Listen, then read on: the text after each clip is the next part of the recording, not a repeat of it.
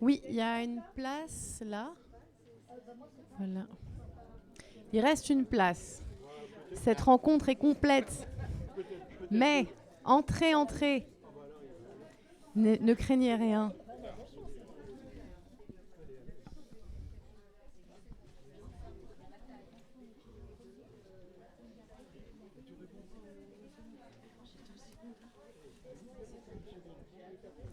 Je crois que ça y est, on est bien là presque. Est-ce que, alors, un petit essai de son. Vous nous entendez tous bien? Oui, presque. Oui. Mathias, est-ce que vous auriez la gentillesse de... Alors, Ouais, m'entend-on? on l'entend. Bonsoir à toutes et Oui. à tous. Oui, au fond, là je vois qu'on fait Car signe cet que entretien est filmé. cet entretien est filmé. Cet entretien est filmé et je crois qu'on va arbitrairement décider qu'il peut commencer. Il y a quelqu'un qui va Il y a quelqu'un s'asseoir. qui va s'asseoir, oui, Ah, c'est encore deux vrai. personnes qui Encore arrivent. 3 personnes. On peut faire un commentaire, ce serait un sujet un peu méta. Ça y est? Ça y est. Bon, ça va continuer à rentrer, alors je pense qu'on va commencer parce que c'est la joie. Bonsoir à tous, merci d'être là, nombreux. Bonsoir Mathias Sénard. Bonsoir Zoé. Mathias Sénard, qui nous a fait l'honneur d'avoir remis, c'est un moment très émouvant, vous n'étiez peut-être pas là tout à l'heure, le prix Inalco de la traduction. C'est la première fois. Vous n'entendiez pas? Vous n'entendez pas? Est-ce que c'est possible? Je peux prendre un autre micro parce qu'il y a 4 micros. Tu préférais celui-là? C'est bon? Plus fort comme ça, contre là, oui. On fait de la radio, mais on n'a pas les mêmes micros, donc il faut que je me... Là, c'est plus une version karaoké du micro. Alors, Mathias Sénard, bonsoir. Ça fait, je crois, pas mal de temps qu'on vous attend dans ce festival VOVF, et c'est fort opportun que vous soyez là. Oui, il y a des applaudissements, vous pouvez y aller.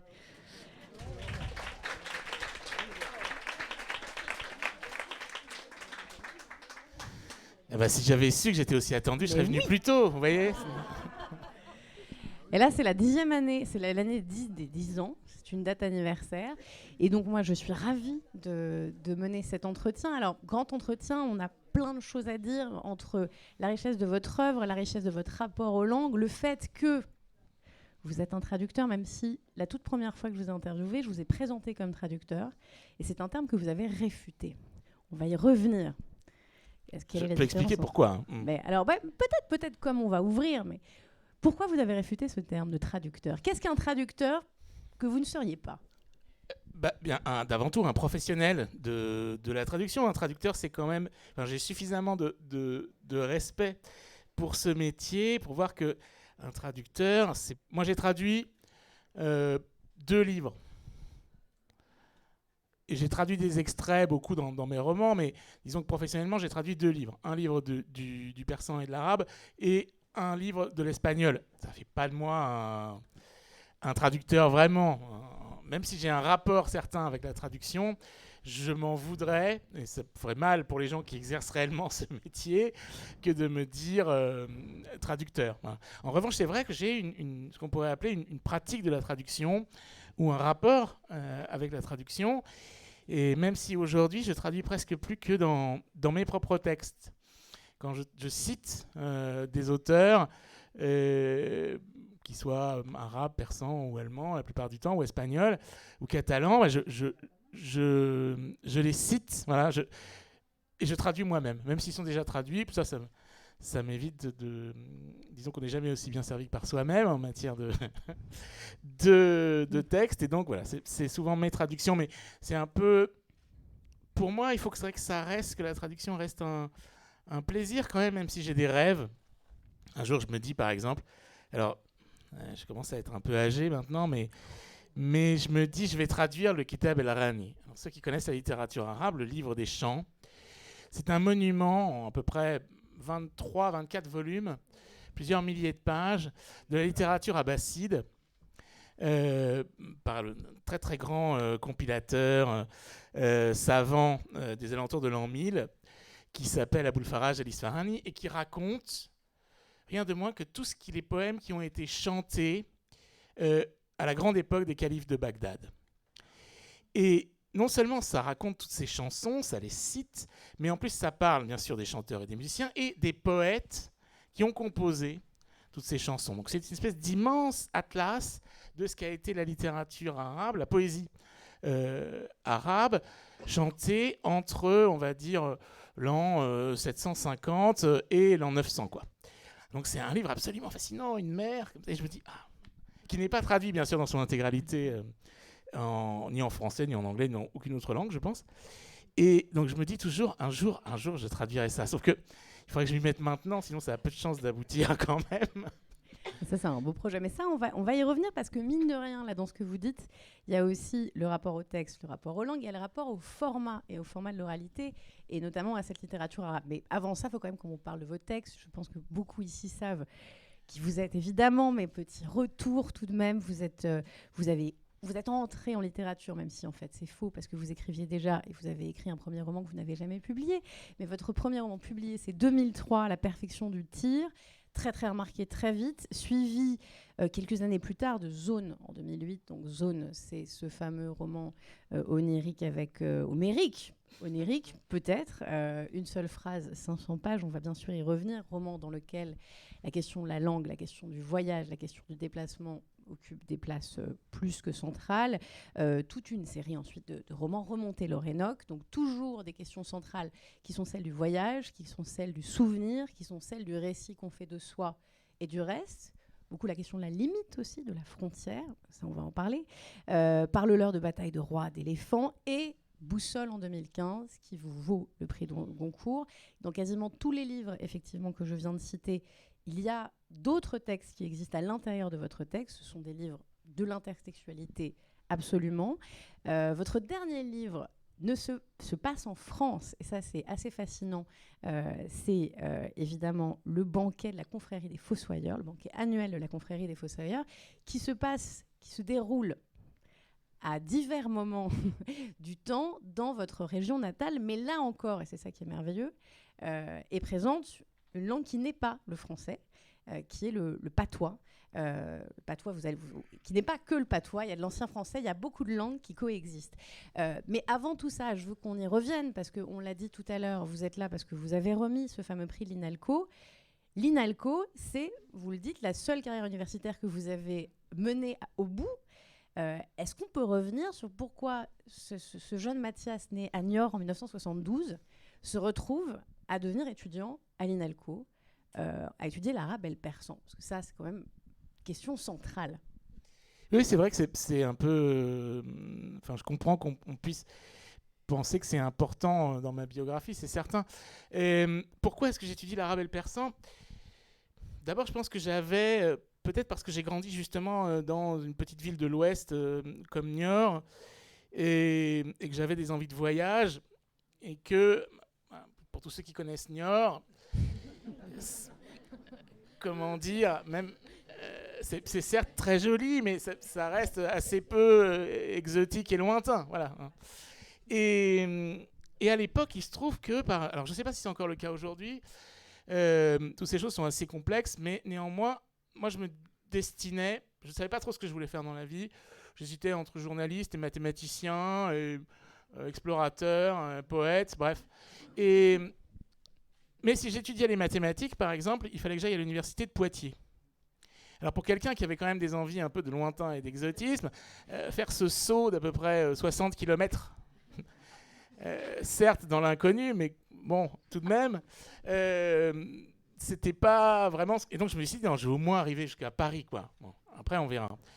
Et il se trouve qu'il y avait parmi tous les livres qui me fascinaient à cette époque-là, je pense qu'un de ceux qui m'ont fait le plus rêver, c'était justement la brochure des langues orientales.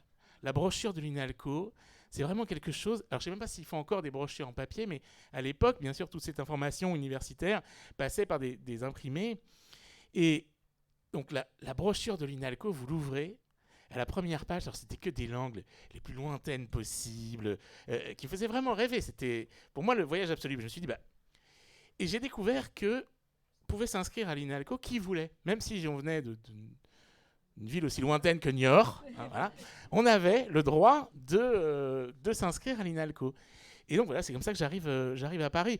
Alors après, se poser la question du choix des langues. Oui. Parmi tous, alors je me suis dit, tiens, le vietnamien, ça c'est absolument fabuleux et lointain. Et Pourquoi ? Parce que je savais que le chinois, c'était difficile, il y avait beaucoup d'inscriptions en chinois. Et le japonais, pareil. Mais je me suis dit, mais le vietnamien, là.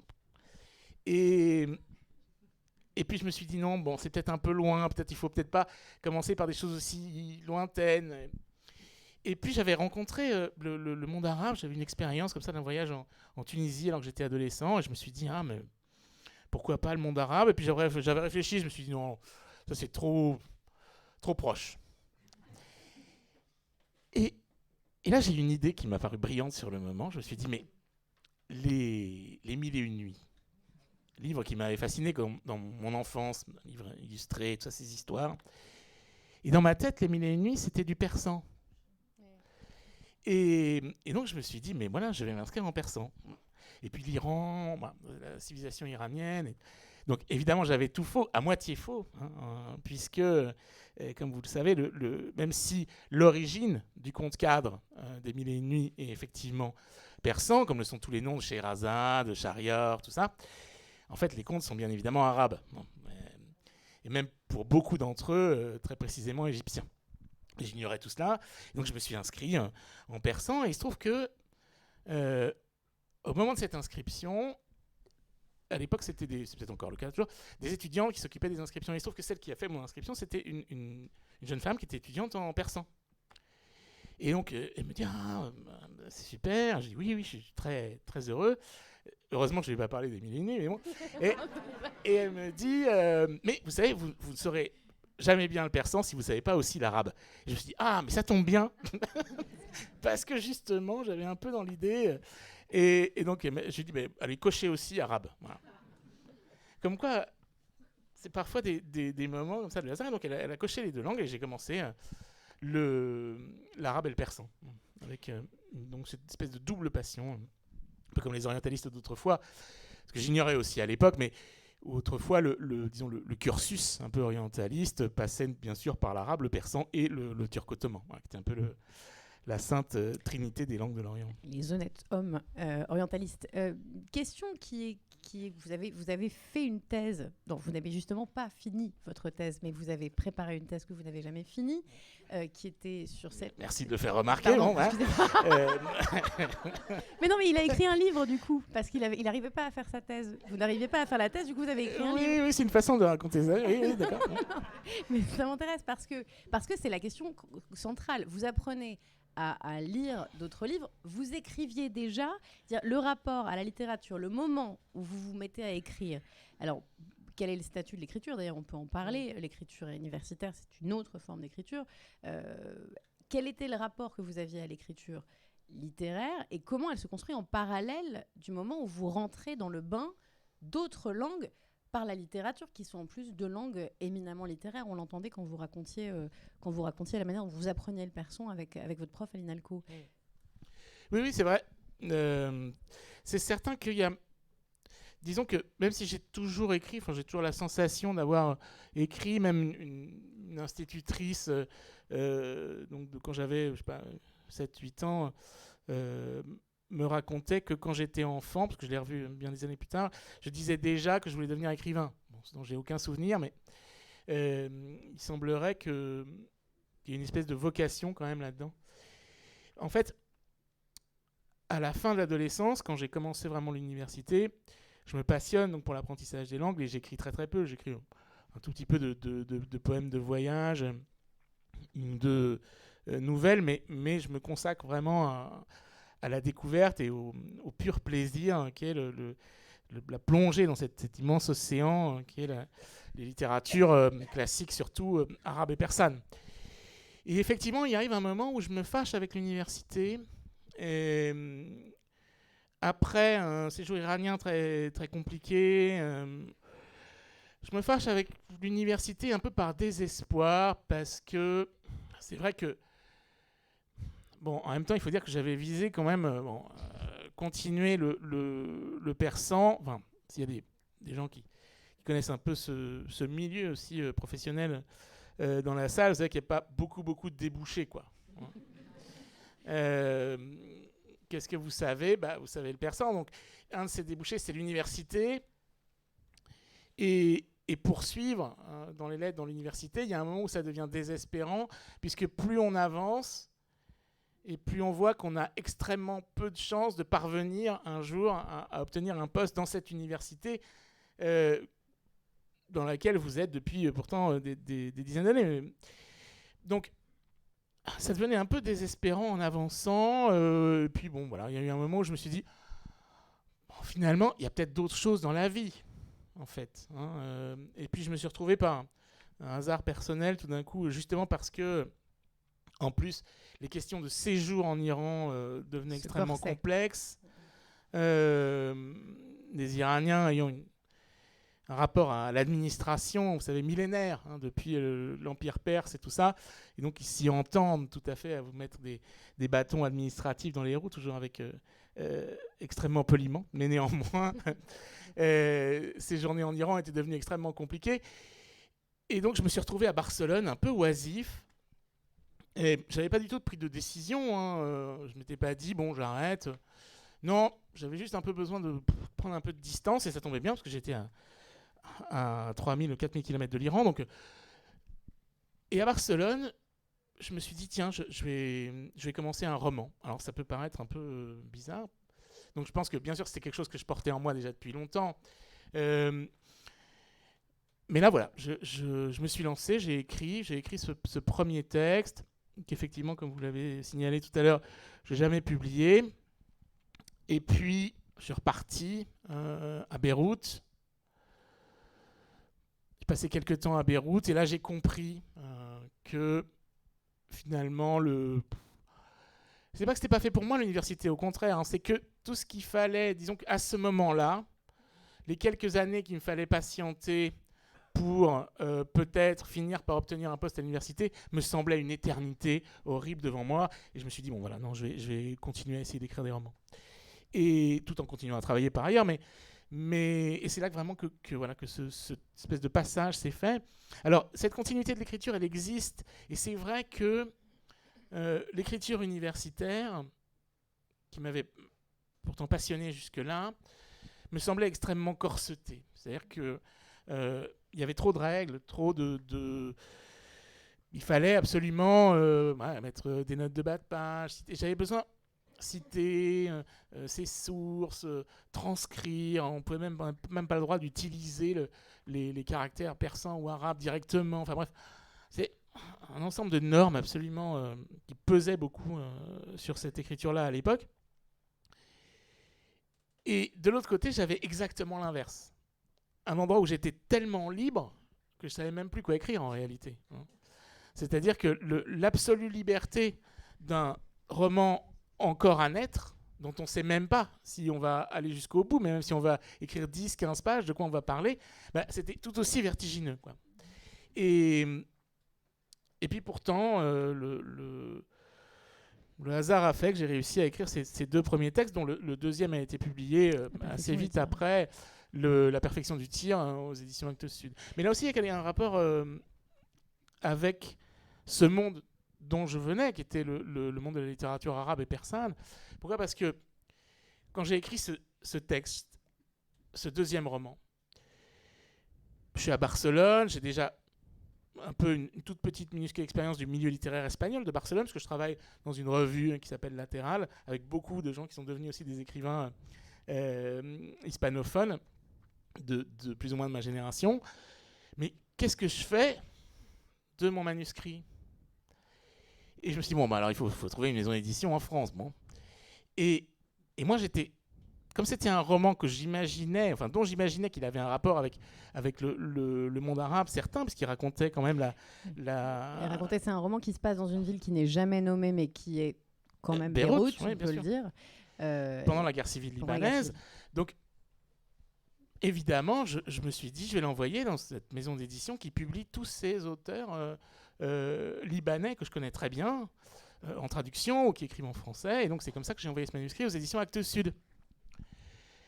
Et donc, j'étais absolument persuadé que tout ça allait très bien se passer et tout, qu'ils allaient évidemment ouvrir ce texte plein d'angoisse et de désir et m'appeler immédiatement en me disant c'est génial.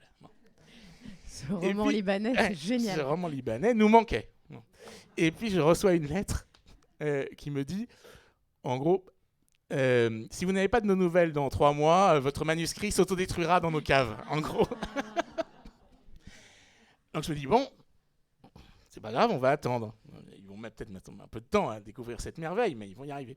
Et au bout de 3 mois, rien. Déception, évidemment. Moi, je me dis, oh, c'est pas possible ça, qu'est-ce qui a pu se passer? Et alors je me dis, évidemment, ils l'ont pas lu.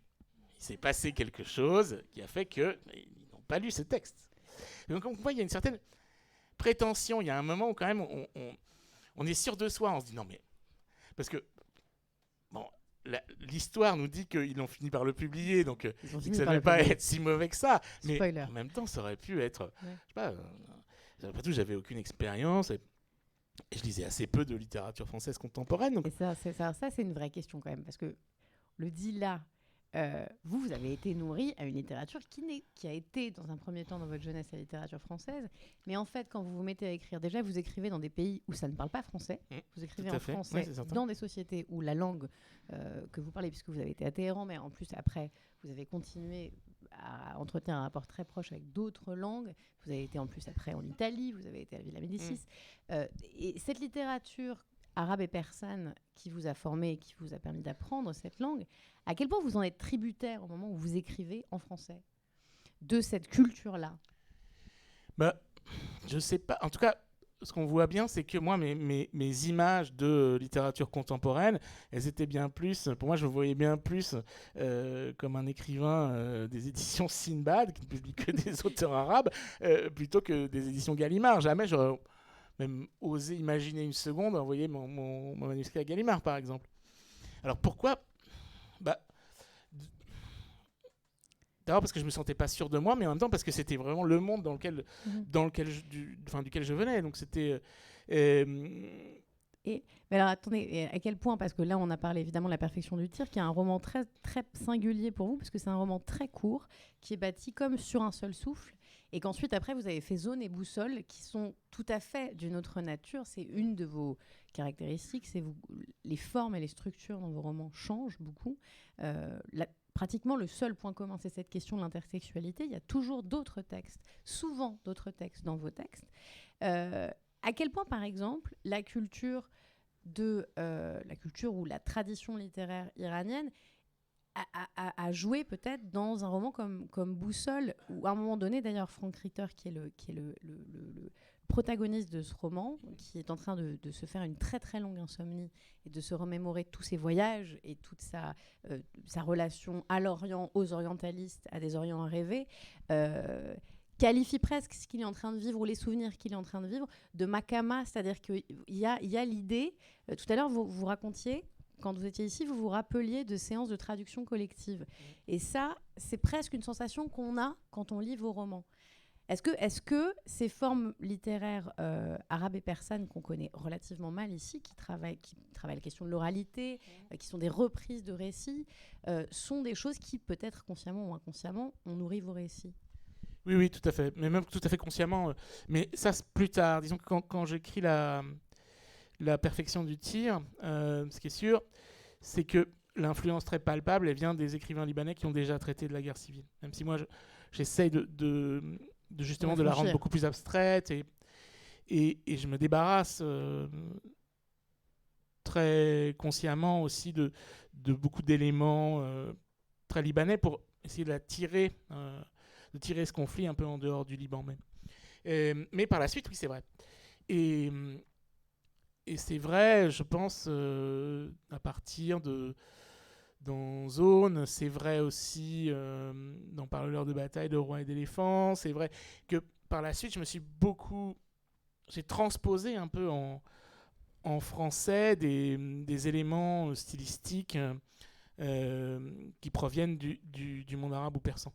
Et notamment, vous parlez de cette séance là, du genre de la makrama en arabe, qui est un peu le premier récit bref, on va dire un peu comme la nouvelle dans la littérature arabe classique, c'est-à-dire autour de l'an 900, plus ou moins, donc une vieille histoire, apparaît ce genre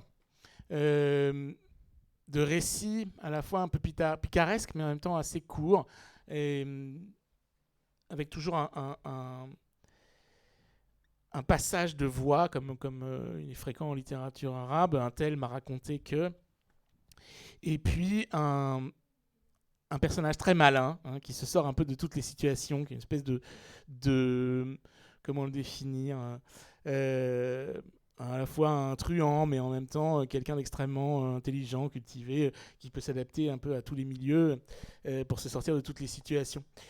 Et, et ces textes m'ont vraiment beaucoup influencé, je pense, pas uniquement pour le contenu, mais même pour le type de prose, alors que je réutilise parfois dans des circonstances assez limitées quand même, mais, et notamment ce plaisir que peut avoir la prose arabe classique à la prose, mais néanmoins rimée et rythmée.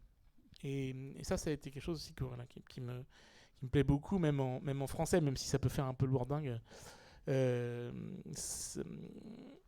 Ça sonne tout de suite un peu étrange en français. Mais oui, c'est vrai que c'est une de mes influences. Alors ça c'est un autre côté complètement, aussi ce qui a été ma découverte de la littérature, des littératures espagnoles ou en espagnol. Et à Barcelone, ça aussi, ça a été voilà, je pense que c'est pas pour rien que c'est à ce moment-là que je me mets à écrire des romans. C'est aussi parce que je découvre cette possibilité par les gens qui m'entourent. Dans cette revue, on parle que de ça, de littérature, de romans, de ce qui s'écrit à ce moment-là, de Roberto Bolaño, qui est encore en vie, qui va mourir l'année suivante, en 2003. Et de toute cette agitation littéraire qu'il y a à Barcelone à ce moment-là, qui est pour moi aussi un peu un moment de formation. Aujourd'hui, il y a des gens qui font des masters de création littéraire. Moi, j'ai eu la chance, en réalité, en travaillant dans cette revue latérale à Barcelone, au début des années 2000, de faire un peu mon master de création littéraire, en réalité. Parce que les premiers textes que j'ai écrits, ça c'est drôle, enfin publiés de moi, ce sont des articles critiques en espagnol dans cette revue, sur ce qui se publiait à l'époque.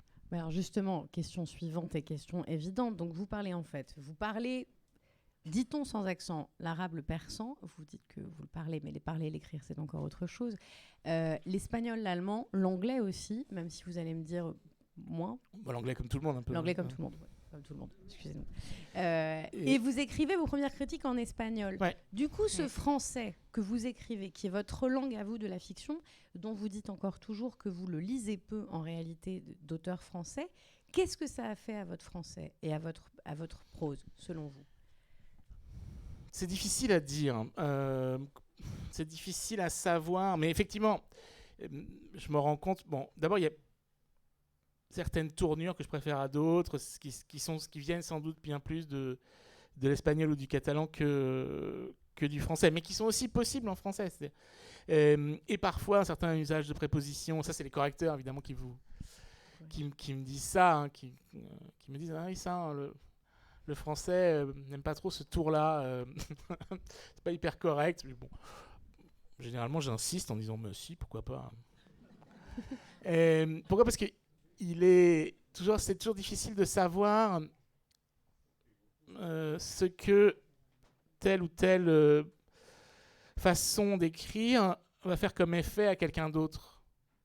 C'est-à-dire que pour moi, certains mots, par exemple, me semblent extrêmement naturels, alors qu'ils peuvent paraître rares pour certaines personnes.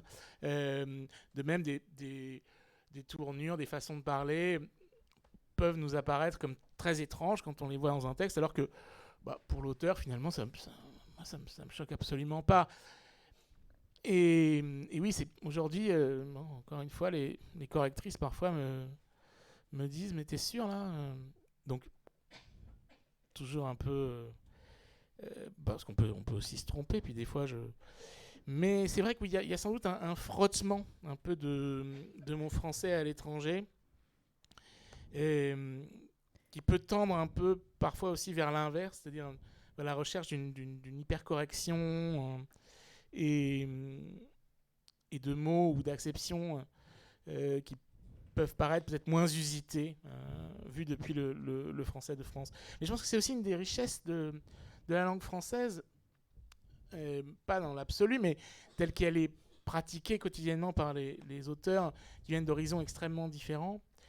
Et c'est justement un peu cette diversité. C'est-à-dire qu'on a l'impression ça que c'est une langue extrêmement centralisée, d'un pays lui-même très centralisé, où l'Académie française décide de tout.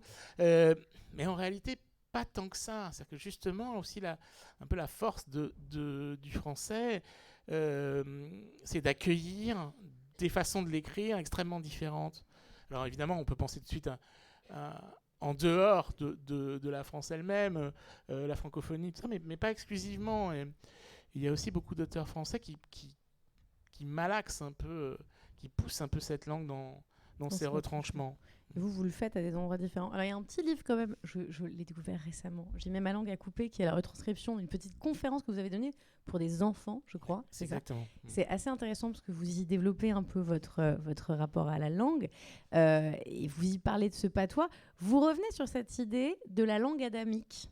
La langue qui, dans la Bible, a été donnée par Dieu. Une question fascinante, ça. Bah oui, question fascinante qui semble vous fasciner. Et cette espèce de nostalgie d'une langue qui serait la langue unique et qu'on a cherché partout et qui existe un petit peu dans l'arabe quand même. L'arabe, c'est un peu une langue commune à tant de pays.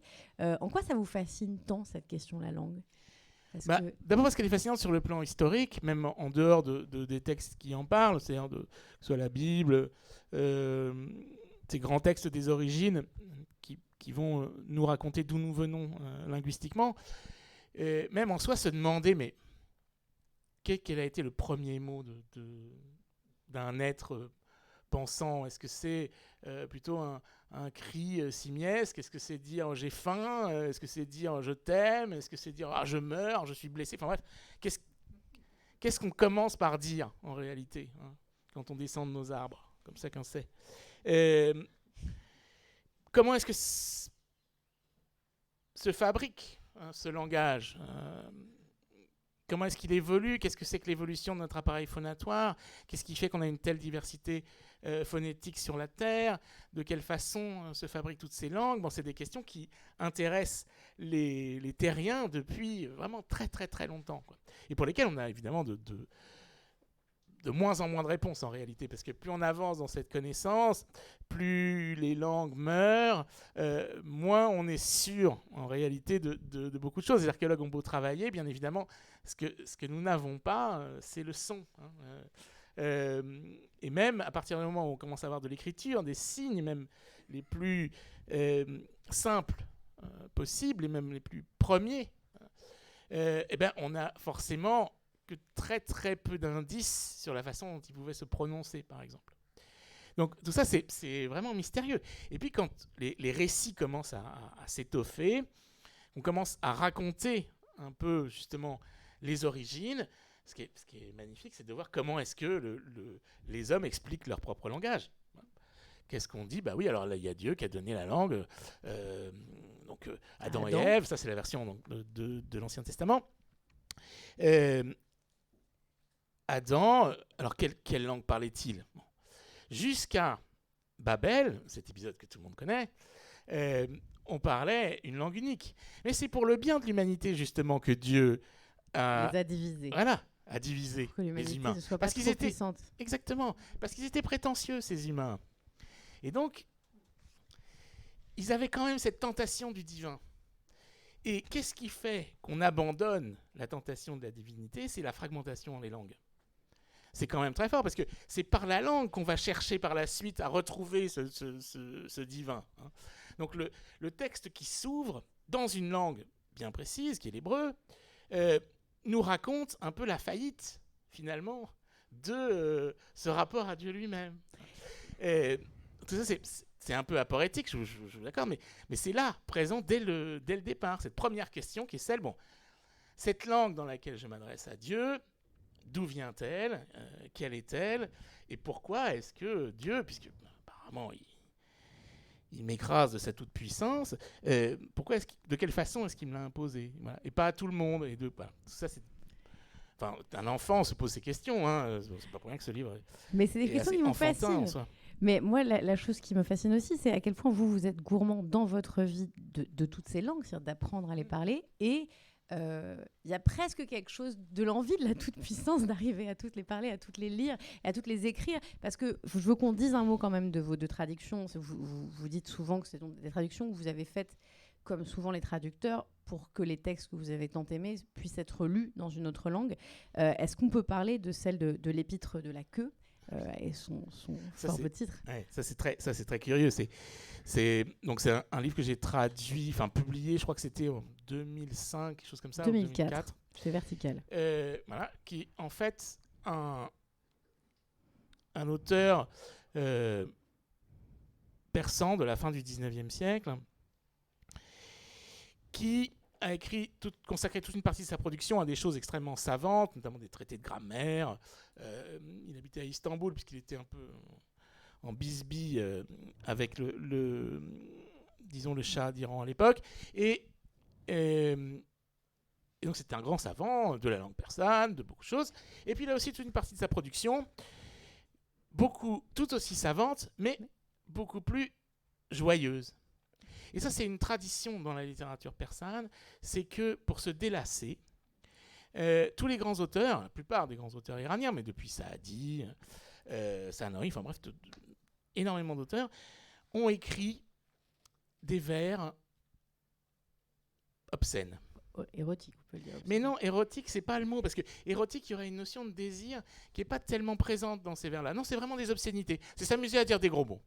Voilà. S'amuser à dire des gros mots dans des situations vertigineuses sur le plan linguistique, en utilisant les rimes les plus savantes, et les maîtres les plus compliqués, avec les mots les plus vulgaires possibles. Voilà.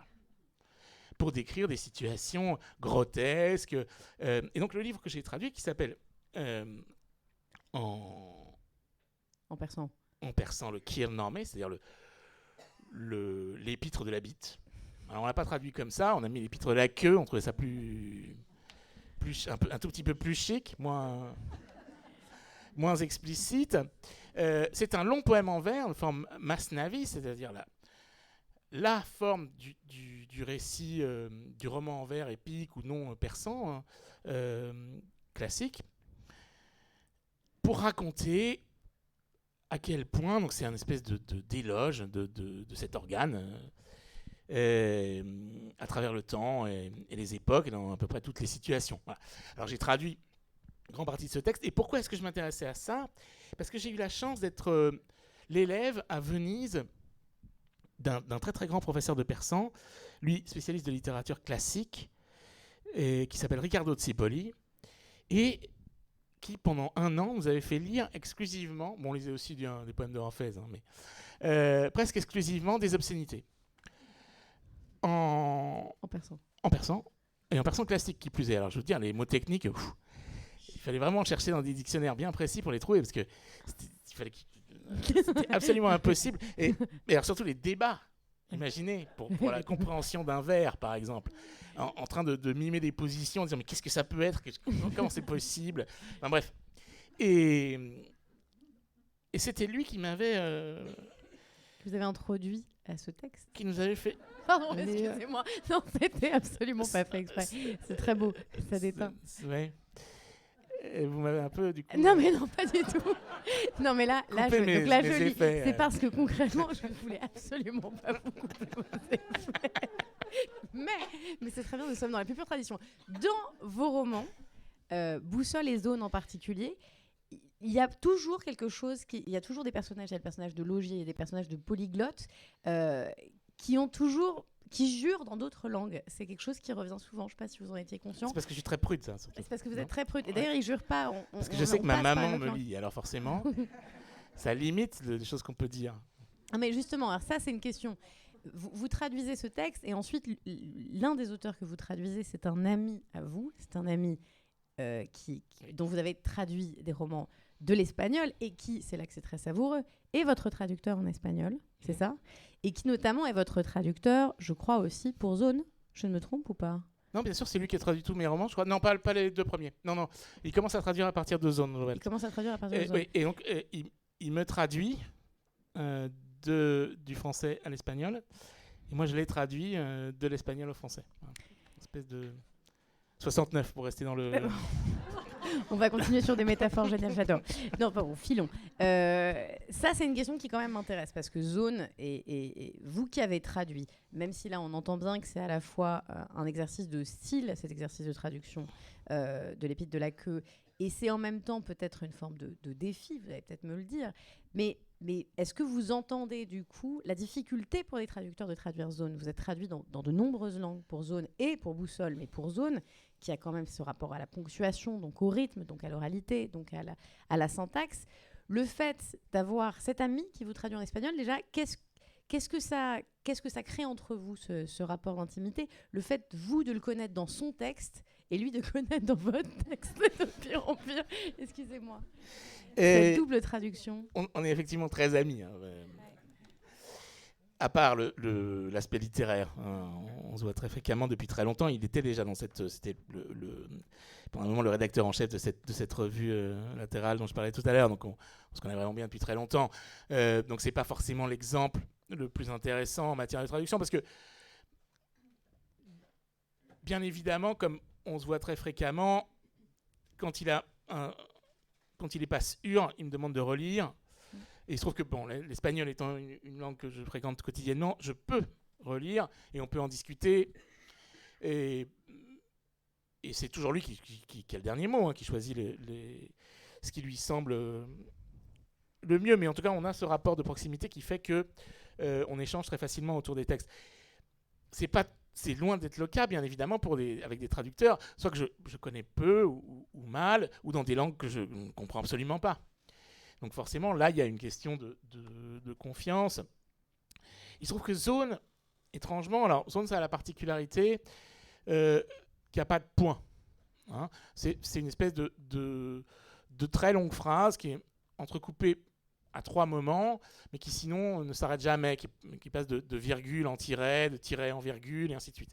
Ça ne veut pas dire que grammaticalement, il n'y ait pas des dizaines et des dizaines de phrases, hein, mais il n'y a juste pas de point. Voilà. Et donc tout est basé sur cette espèce de rythme. Rythme qui fait écho à celui du train dans lequel le personnage principal de ce roman, si vous ne l'avez pas lu, est en train de voyager puisqu'il va de Milan à Rome et que le roman progresse avec le trajet en train et presque sur le rythme de ce train, on peut le dire. Oui, tout à fait. Le roman... ce narrateur qui nous raconte sa vie, qui s'appelle Francis Servin, donc monte dans ce train à Milan, il va jusqu'à Rome, et on va suivre ses pensées. Hein. Et donc Francis fait comme tout un chacun dans un train, il dort à moitié, il regarde par la fenêtre, il réfléchit, il se souvient, il regarde ses voisins, et voilà, ça c'est le fil de ses pensées, dans lesquelles justement il y a, de la même façon que le train ne s'arrête pas, la pensée de Francis s'interrompt que très peu. Finalement, au moment de traduire ce texte, c'est assez rarement cette question de ponctuation qui a embêté les traducteurs, étrangement. Ah, c'est laquelle? Ouais. Et notamment pas, par exemple, le traducteur arabe, par exemple. Pourquoi ? Parce que finalement, les points en littérature arabe sont arrivés assez tardivement, au début du XXe siècle. Et puis, le rythme même de la langue fait qu'on peut très bien s'en sortir, même pratiquement sans virgule, avec des particules, bref. Et non, ce qui était difficile à traduire dans Zone, et qui est un vrai défi, c'est l'immensité du voyage que ça comporte, l'immense travail qu'il faut pour retrouver toutes les transcriptions de noms de lieux, par exemple selon l'endroit où on se trouve. Hein, ça, c'est alors, vous allez me dire, oui, c'est un travail mécanique, mais oui, mais c'est quand même un gros boulot quand on est traducteur. Il faut savoir comment on dit tel endroit, tel auteur, tel lieu, tel épisode historique. Est-ce qu'il a déjà été évoqué dans telle langue? De quelle façon? Comment est-ce qu'on a traduit, ou transcrit les noms, et ainsi de suite. Donc ça, c'était vraiment l'immense travail de documentation qu'ont fait les traducteurs, était aussi extrêmement difficile. Et puis, bien sûr, comme toujours, c'est les sautes de registre, en fait, en réalité, qui sont difficiles en traduction. C'est-à-dire qu'il faut trouver des équivalents qu'on n'a pas forcément. Pourquoi ? Parce que tout le souvenir de Francis sont basés sur une expérience personnelle à la première personne de ce qu'il a vécu pendant la guerre d'indépendance de Croatie et puis ensuite en Bosnie. Donc un langage cru, violent, difficile, et puis en même temps des souvenirs beaucoup plus historiques, liés aux endroits qu'il traverse, et ainsi de suite. Donc il y a tout le temps des sautes de registres qui sont un peu moi, ce qui était assez passionnant à écrire, justement, dans Zone. C'est ça qui fait la difficulté de traduction, ce que j'ignorais bien évidemment au moment de l'écrire. Et alors, le fait de se lire, puisque vous parlez toutes ces langues, vous les lisez évidemment, le fait de pouvoir se lire dans sa traduction d'un ami dont on est très proche, dans une langue qu'on parle presque plus que le français, parce que je crois qu'aujourd'hui l'espagnol, c'est la langue dans laquelle vous vivez plus presque que le français. L'espagnol et le catalan. Maintenant que j'ai beaucoup plus d'activités parisiennes, comme vous le savez, à France Culture. Oui, j'ai complètement oublié de vous dire que Mathias Sénart a une émission sur France Culture qui vient de passer à l'instant. Et qu'il a aussi des chroniques sur France Culture et qu'il lance un grand cycle de comment on peut le dire, d'essais parlés à la Maison de la Poésie chaque mois. Ça, c'est une autre forme littéraire. Oui, ça c'est petite parenthèse, à la Maison de la Poésie, donc à Paris, à Beaubourg, tous les mois, je lis pendant 45 minutes sous forme de feuilleton, un texte inédit sur les limites, le limès et les frontières de l'Europe, donc, qui ont été à un moment les frontières de l'Europe. Et là, le début, c'est la marche du Brandebourg, donc autour de Berlin. Et donc maintenant que j'ai ces activités-là, c'est vrai que je suis plus souvent en train de parler français, mais sinon, ma langue du quotidien, c'est bien plus l'espagnol et le catalan à Barcelone que le français. Et donc Zone en espagnol, en catalan, qui est traduit et donc qui est réécrit par quelqu'un dont vous êtes très proche, quel regard vous portez sur ces livres-là, sur ces traductions? Déjà, est-ce que vous les lisez beaucoup ou est-ce que vous les lisez simplement dans le travail? Non, c'est juste quand les traducteurs me demandent ce que je pense de telle ou telle chose, sinon je me relis pas constamment en langue étrangère. Bon. Oui, c'est amusant 2 minutes de se voir. C'est un peu comme une espèce de miroir, un peu déformé. Mais je le fais que si on me pose la question, si on me demande. Sinon, je me relis pas. Et ça, c'est amusant parce qu'il y a quand même toujours une espèce de plaisir enfantin quand on reçoit les livres qui sont publiés à l'étranger. Dans des alphabets inconnus, par exemple, de dire « Ah, mais où est mon nom ?» Ça m'est arrivé, là, il n'y a pas longtemps, j'ai reçu un livre de Géorgie. Et donc, le géorgien, c'est coton, je vous apprends rien, mais... Et donc, je me dis, alors, j'essayais de regarder si on pouvait retrouver, voir ce qui serait un M, s'il y en avait d'autres, et ainsi de suite. Ouais, bon, bref. C'est assez amusant Mais il faut admettre, je pense que ça fait partie un peu du lâcher-prise de l'auteur, que y a certaines choses sur lesquelles on n'a pas d'influence, ou très peu, et puis les traductions en font partie, et c'est très bien comme ça, il faut vraiment faire confiance aux traducteurs. Moi, j'ai la chance d'écrire des textes littéraires difficiles, qui font que les maisons d'édition qui s'intéressent à ces textes à l'étranger publient elles-mêmes des textes littéraires. Très littéraires, oui. Et donc, emploient des traducteurs qui sont eux-mêmes habitués à ce genre de texte. Donc on peut tout à fait faire confiance, ça fait aussi... et donc, bien sûr, le vrai bon réflexe, c'est de faire confiance aux traducteurs, qui sont des gens qui connaissent leur métier. Alors, comme la fin, c'est terrible, de cet entretien s'approche à grands pas, et que je sais que notre salle aura des questions pour vous, nécessairement, je pose la question. Il y a eu évidemment La Perfection du tir, il y a eu Zone, qui est ce voyage entre Milan et Rome, mais qui passe par toute la Méditerranée, les Balkans, qui sont des régions, vous l'avez dit, qui comptent beaucoup pour vous. Il y a eu Boussole, qui vous a valu le prix Goncourt. Je crois que je ne l'ai même pas dit tout à l'heure, c'est incroyable, mais on le redit. Boussole, qui vous a valu le prix Goncourt, qui, lui, est vraiment un voyage en Orient et du côté de cet Orient qui est peut-être celui des Langso dont vous avez parlé tout à l'heure, qui va de Vienne à Téhéran en passant par la Syrie, Palmyre. Et ensuite, vous avez eu donc par l'heure de bataille de rois et d'éléphants qui se passe à Istanbul, très beau livre sur Venise, et vous êtes arrivé avec ce livre. L'année dernière, vous êtes revenu avec ce livre qui se passe en France. C'était un peu une espèce sortie, j'allais dire de pas de côté, mais non, d'entrer dans le vif du sujet. C'était la première fois que vous n'étiez pas en Méditerranée. Et là, c'est un roman qui est très surprenant parce qu'il contient lui aussi, toujours en français, plein de langues différentes. Déjà, les narrateurs ne sont pas les mêmes, le statut des textes ne sont pas les mêmes, même si on est toujours dans le même village. La langue, c'est celle d'un étudiant en anthropologie qui note un journal de manière parfois un peu bêtassonne. Il y a l'arrivée de ce patois. Vous pensez que vous allez aller vers quoi ? Moi, j'ai l'impression que c'est celui qui était peut-être le plus polysémique, où on entendait le plus de voix alors qu'on est en France. Justement, peut-être parce que c'est ça qui m'a passionné, c'était de rentrer en France, mais en même temps, en essayant d'explorer aussi toute la richesse qu'il pouvait y avoir dans ce tout petit terroir qui se trouve, en gros, autour de Niort. Richesse, bien sûr, historique, avec, disons, les états passés de la langue française littéraire depuis... on va dire le XIIIe siècle, mais même avant, les troubadours, donc l'ancien occitan qu'on appelle par convention provençale, et puis ensuite le moyen français, et puis jusqu'à la Renaissance. Et, voilà. Donc tous ces états de la langue apparaissent à un moment ou à un autre dans le texte.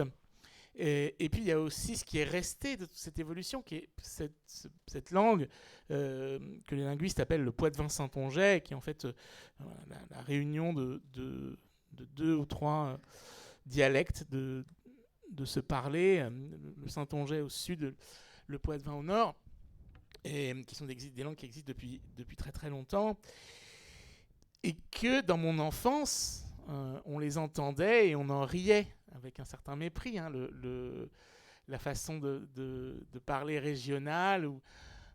Oui, on nous disait oui, c'est une langue, mais nous on entendait un espèce de patois plutôt comique en réalité, hein, puisque c'était celui des paysans qui était quand même un peu l'objet de notre mépris. Donc c'était assez passionnant de revenir à ça.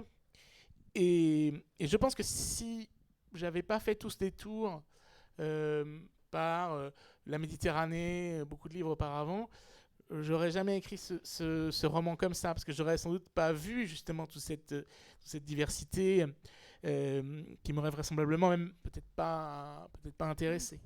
Oui, pareil. Alors, on a évoqué un rêve de traducteur d'entrée de jeu.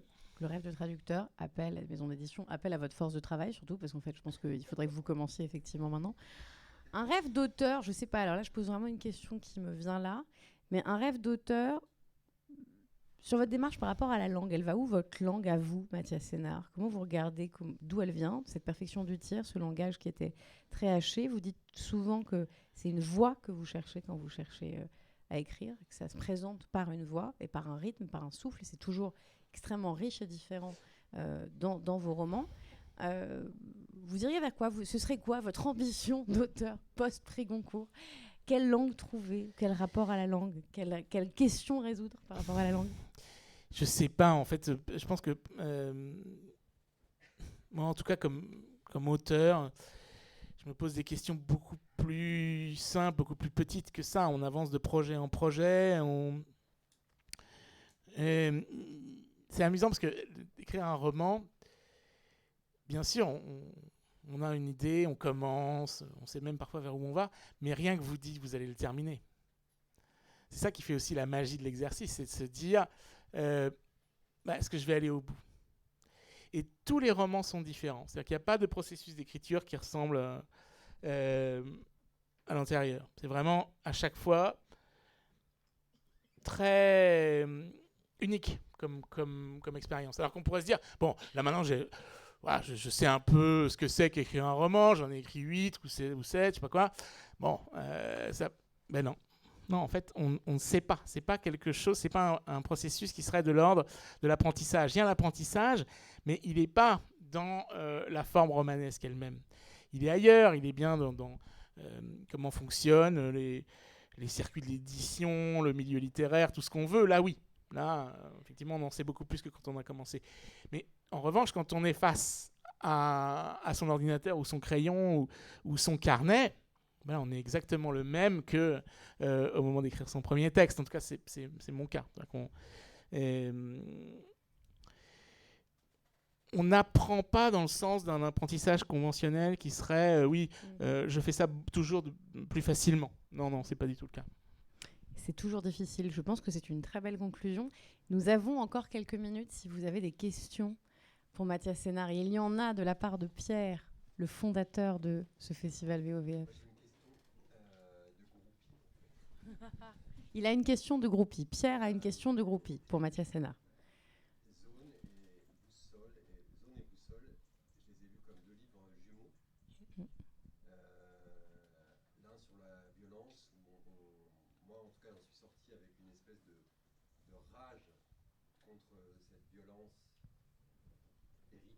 Transmise, repassée, qui accompagne. Et alors, dans Boussole, j'en suis sorti amoureux, désirant, avec envie de découvrir, d'apprendre, d'aimer toutes sortes de choses. Donc, vous disiez chaque livre est différent. Est-ce que quand même vous avez pensé à l'un quand vous avez écrit le deuxième? Et alors, c'est là ma question de groupie, parce que c'est une question personnelle. Comment vous, Mathias Sénard, vous êtes passé de cet homme qui écrit Zone à l'homme qui écrit Boussole? Je veux dire, est-ce que les deux étaient là? Je sais pas, je m'inquiétais pour vous quand vous avez écrit Zone. Oui, mais... Et voilà. Alors, c'est une question de groupie, je suis d'accord. c'est vrai que les deux, Zone et Boussole, sont un peu les deux faces, on va dire, d'une pièce ou d'une médaille. D'autant plus que, si vous avez remarqué, les deux narrateurs portent le même prénom, en fait. Il y en a un qui s'appelle Francis et l'autre Franz. Bon, ils ont un peu, tous les deux, à voir avec l'ex-empire, l'ancien empire austro-hongrois. Enfin bref, l'un est un peu le reflet de l'autre, effectivement. Mais ça m'est apparu évidemment en commençant Boussole. C'était pas, je savais pas quand j'écrivais Zone que j'allais faire un espèce de deuxième volet. Ça c'est venu plus tard. Et pour la deuxième partie de la question, ce qui est certain, c'est que on sort pas indemne de l'écriture d'un livre, on en sort aussi transformé. Alors, c'est pas non plus des transformations, mais néanmoins, forcément, j'étais pas le même après avoir écrit Zone pour beaucoup de raisons que quand j'ai commencé Boussole. Surtout parce qu'entre-temps, il s'était passé quelque chose pour moi qui a été vraiment extrêmement traumatique au sens propre du terme, qui est la guerre en Syrie. J'ai vécu longtemps à Damas et dans le sud de la Syrie, à Souaïda, et quand la guerre commence en Syrie en 2011, la révolution et puis l'immense violence de la répression, c'est vraiment, je pense que c'est un choc pour tous ceux qui, bon, évidemment les gens qui vivaient à ce moment-là en Syrie, les Syriens eux-mêmes, c'est quelque chose d'inimaginable, quoi. Ce qui se produit pendant les premières années et qui continue encore aujourd'hui. Et ça, forcément, ça change complètement ma perspective. Et puis, j'ai écrit quelques textes justement sur la Syrie à ce moment-là, des nouvelles. Donc entre, on va dire, 2011 et 2015. Mais je savais pas trop comment. J'ai fait un roman qui s'appelle Rue des voleurs, qui parle complètement autre chose, mais qui a cette vision comme ça de loin sur ce qui pouvait se produire en Syrie à ce moment-là. Et puis c'était tellement douloureux que je ne savais même pas comment rentrer là-dedans, quoi. Je me suis dit, est-ce que je fais un roman syrien? J'ai failli retourner en Syrie à ce moment-là pour écrire un reportage. Alors, je savais pas trop sur quoi exactement, puis je l'ai pas fait. Et puis je me suis dit, non, mais peut-être s'intéresser justement à mes souvenirs et au-delà de ça, à ce qui a été, voilà, c'est un peu les relations entre l'Orient et l'Occident sur le plan du désir de l'autre. Essayer d'oublier un peu lâchement la guerre dans autre chose. Peut-être est-ce que c'est ça qu'il faut que je fasse en ce moment. Et c'est exactement ce qui s'est produit. C'est-à-dire que dès le moment où j'ai commencé Boussole, j'ai pu avancer et revenir un peu, voilà, un peu comme le fait mon personnage Franz lui-même, sur ce qu'avait été Damas en partie, ce qu'avait été Damas pour nous, quoi. Et, et donc effectivement, j'étais pas le même. C'était pas uniquement l'écriture de zone qui m'avait transformé, c'était aussi toutes les circonstances qu'il y avait autour qui ont fait que j'allais pas. Je me voyais pas de nouveau écrire sur une violence de guerre à laquelle j'étais pas à ce moment-là présente, quoi. Ça me semblait pas possible. Et, et c'est comme ça que j'ai écrit Boussole.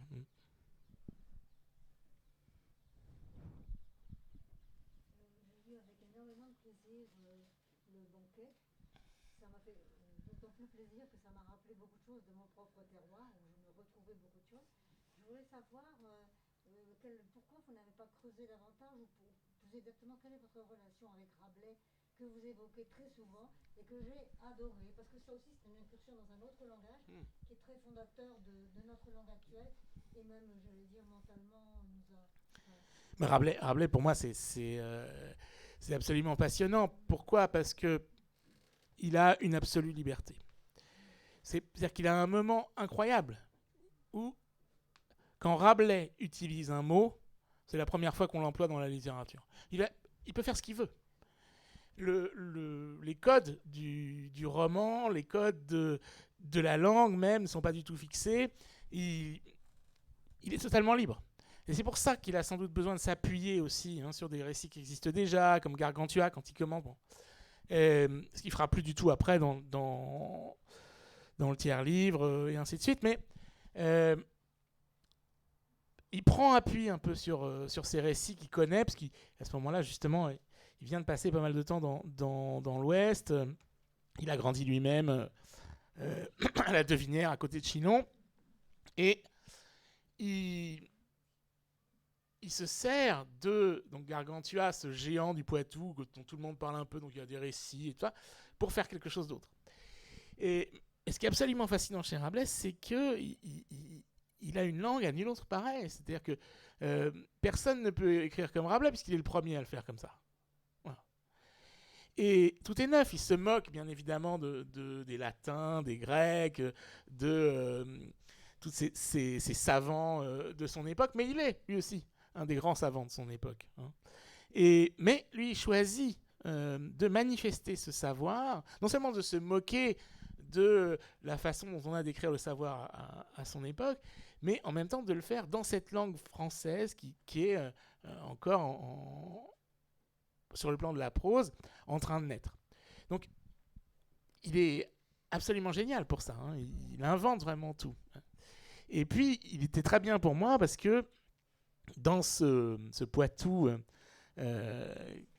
qui m'intéressait de décrire, il est présent aussi géographiquement, puisque il a été un moment à l'abbaye de Maillezais, en Vendée, juste à côté du village dont il est question dans le roman. Il a aussi été à Fontenay-le-Comte. Il est né à Chinon, donc à 150 km au nord. Donc voilà, il est aussi présent très physiquement là. Donc c'était un peu un passage obligé que de m'intéresser à Rabelais. Et puis il est extrêmement très puissant, quoi. C'est un plaisir de lecture incroyable. Et on a l'impression que vous êtes beaucoup inspiré de Rabelais pour ce morceau de bravoure que la description du banquet. Ah bah oui, il est présent là, oui, effectivement, même cité. Oui, merci. Effectivement, c'est une source d'inspiration. Magnifique. D'autres questions, camarades? Je sens que ça chuchote dans les couloirs, mais ça ne prend pas la parole publiquement. Pourquoi tant de pudeur? Oui, allez.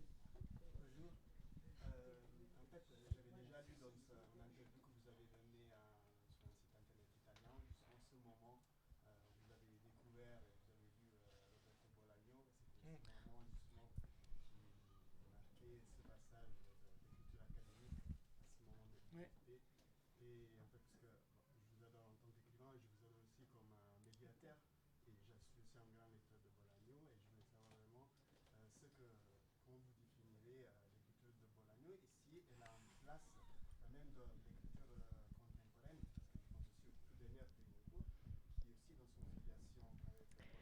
Alors, Et puisque aussi depuis quelques années, l'édition de l'Olivier, ils ont traduit avec le Comète, si vous croyez que ça va être donc un des modèles de littérature contemporaine qui est capable d'aller en fait contre les passions. je me permets, ouais. Alors, vous savez quoi, on va le refaire, mais j'ai oublié qu'il y a beaucoup de gens dans cette salle qui ne peuvent pas vous entendre et que pour la vidéo, on est censé le dire. C'est une question qui porte sur votre regard sur Roberto Bolaño, vous l'avez cité. Je crois que dans Boussole, le personnage de Franz Ritter qui se souvient qui se remémore sa vie au fil d'une nuit qui, elle aussi, coule heure par heure, comme dans Boussole, comme dans Zone, on allait kilomètre par kilomètre. Se remémore notamment de son grand amour pour une jeune femme qui s'appelle Sarah et qu'il appelle sa détective sauvage. Donc, ce monsieur vous demande quel est votre rapport à Bolaño et peut-être quelle place il semble occuper chez d'autres auteurs que vous. Ouais, c'est vrai que pour nous, en tout cas, cette génération qui étions à Barcelone dans ce tournant des années 2000, et qui donc avons lu à peu près en temps réel les livres de Roberto Bolaño, l'avons même croisé dans des choses publiques et ainsi de suite. Ça a été quelqu'un qui a été vraiment décisif. Je pense que la lecture des détectives sauvages d'abord, et puis de 2666 ensuite, nous a ouvert des horizons incroyables parce que c'était justement apprendre une certaine forme de liberté. Et puis qu'est-ce que c'est qu'apprendre à écrire si ce n'est justement apprendre la liberté, quoi. Et Bolaño nous ouvrait là des chemins assez incroyables.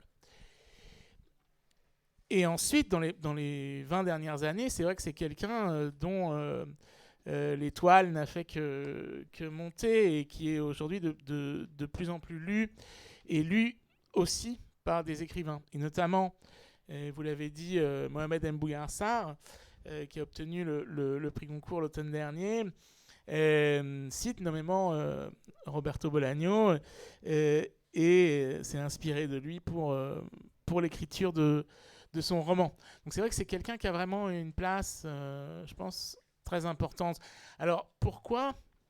Bon, d'abord, il y a quelque chose de très puissant, je pense, chez Bolaño, justement, dans son déracinement. C'est-à-dire que finalement, quelle est la patrie de Roberto Bolaño ? C'est vrai, il est né au Chili, il a grandi, ensuite il a vécu au Mexique, à Mexico.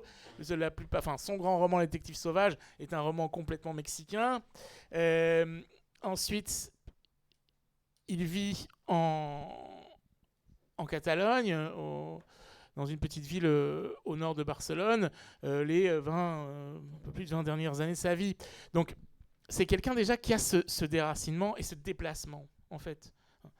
Et ses livres aussi sont toujours un tantinet déplacé. C'est-à-dire que le rapport qu'il y a entre sa façon d'écrire et ce qu'il raconte, et il fait toujours un espèce de léger angle, un peu avec l'univers, comme disait Forster de Cavafy. Donc c'est ça qui le rend fascinant en même temps. Il n'est jamais là où on pourrait l'attendre.